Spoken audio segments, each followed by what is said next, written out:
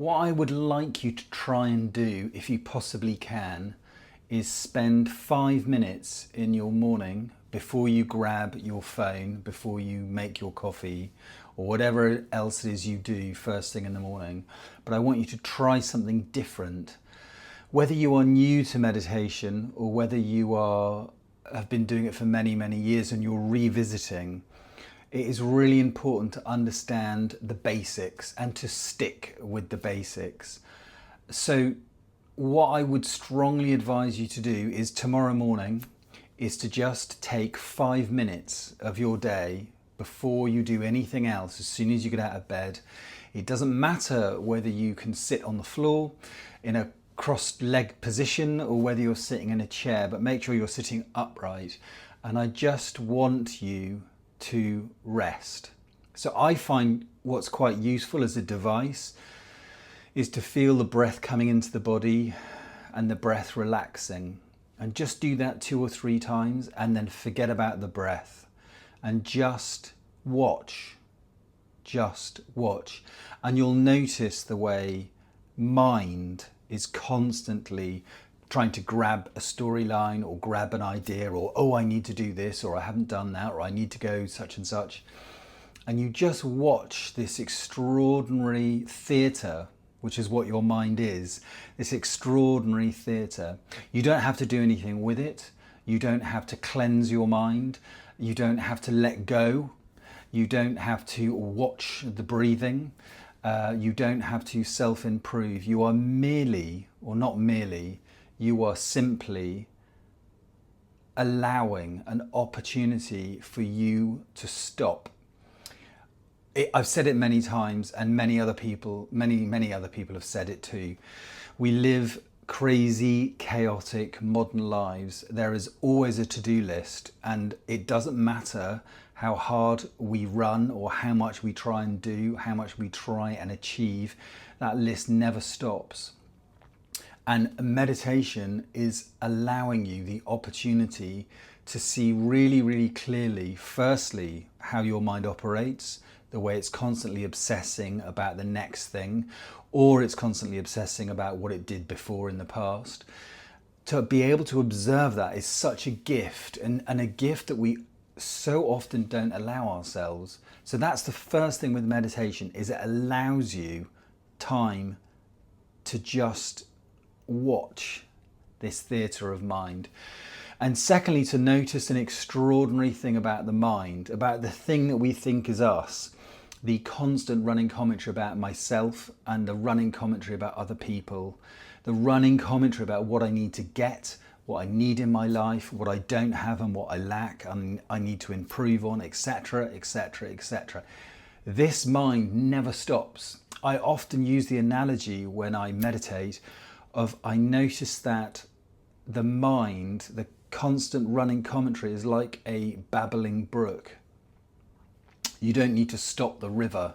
You don't need to stop the brook. You don't need to control the brook. You don't need to dam the brook. You don't need to push the water through.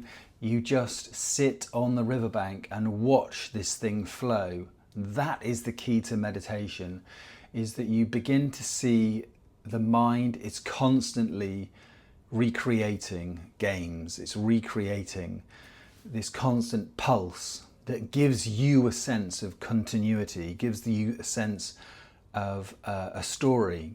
But actually, when you sit still and you just watch the mind, you'll begin to see gaps and space in this thing called my thinking. You begin to see there's actually space not only before the thought, but also underneath the thought, that the thought, if you like, is contained within something that is already still. Meditation is not about becoming enlightened. It is about recognizing that underneath the madness of our thinking and our associative thought, that underneath that, when I say associative thought, I mean that the thinking and the mind is constantly grabbing onto the next thing and the next thing and the next thing and the next thing and the next thing, and linking these thoughts together to produce a storyline about who I am, who I was, and who I'm going to be in the future, all of which is a fantasy. And within that if you like, that is contained within something that's already still. And you begin to recognize this stillness within you. I think it's such a lost art, the ability to stop and just be still. If you allow your body to rest 5 minutes in the morning and just be still and not try and do anything, but just watch, relax the body and then just watch. There is already a stillness there. You don't have to be still or create stillness or become still or become more mindful. This is such a distraction, you know, to try and self-improve. And of course, this thing that has become very trendy in the last 20 years, this idea of mindfulness, the idea of self-development, is another project for the mind. It's another way for the identity, the mind, to grab something and have this idea that there's somewhere to go and something to get. The most maddening thing for the mind is the recognition there was never anything to get, there was never anywhere to go, that the thing, the being that you are right here in this present moment right now is perfectly fine as it is. That's completely maddening for the identity. So the identity, the running commentary in your head, will constantly look for something to do or some way of improving itself or proving itself. Actually, it's very, very simple. When you stop and you allow yourself to pause, you recognize you already are whole. You were always whole. There was nothing ever lacking apart from an idea in your head and an idea about me. And somehow I need to improve, that I need to be a better version of me. Or this notion that many meditation books, etc., talk about is returning home. The idea that you lost something and now you have to go on a quest to find it. When of course the shortcut to that is the recognition that you never left home, that you took home with you, that you are already free, you are already whole, right here, right now.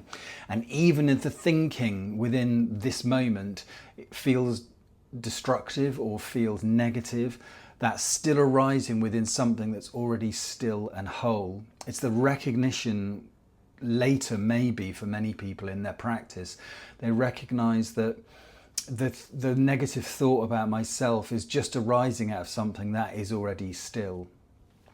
But I promise you, if you apply this practice of 5 minutes in the morning and not trying to get anything, you're not doing meditation pull-ups, you're not trying to improve yourself, you are just simply sitting still. If you allow the body to be still, the mind will come to stillness too. It's that simple. You just sit. You allow the mind to be still. You allow the body to be still. You don't even actually have to allow the mind to be still. Let me correct myself. You allow the body to be still and then you watch the mind and you begin to see, like I said, these gaps in your thinking. And you begin to recognize the stillness within yourself, which is already innate within you, as in it already exists within you. It does not need to be acquired. It certainly cannot be given to you by a teacher or a book. It is already within you right now, and all we have to do is allow an opportunity to arise, or an opportunity to be there where we can really connect, genuinely connect with this stillness that's already within us. So please try that at home. Tell me how that works for you. Tell me whether you use a similar device or maybe there's another technique that you use. I'd be absolutely fascinated to hear from you. And I'd advise you to try that if you can, first thing in the morning, and maybe again at lunchtime, and again in the evening before bed. And I promise you, for me anyway, and for lots of people I've worked with, just this really simple practice of punctuating your day with these moments of stillness, they fundamentally change your life and they will shift your life in a really positive way. So please try, let me know how that goes. And of course, if you could like and subscribe to my channel, it makes an enormous difference to me. Thank you all very much, and I'll see you next week.